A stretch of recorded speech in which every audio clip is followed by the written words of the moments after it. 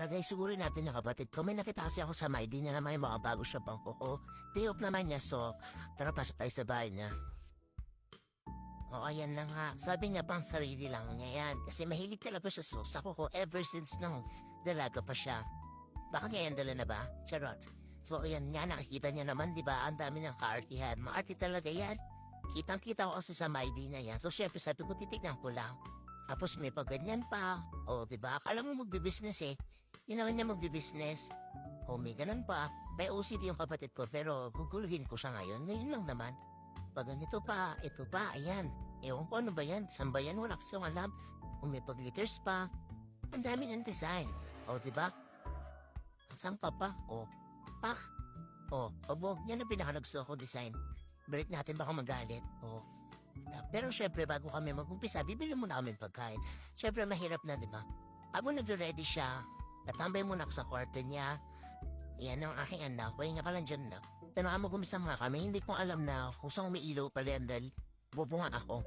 Nilagyan na nga siya, hindi ko alam anong tawag yan, nakalimutan ka na. O yan, pailawan mo doon natin para maganda. Didikit na nga siya, o, di ba? Nakatapat na sa UV, tinatanong niya nga sa akin kung mainit daw ba. Sabi ko una hindi. So pinakatapat niya, oh putang ina, sobrang init. Sige, pinakatakulang na ipasok niya sa loob yung daliri ko para lang matuyo. Pero mas best dito.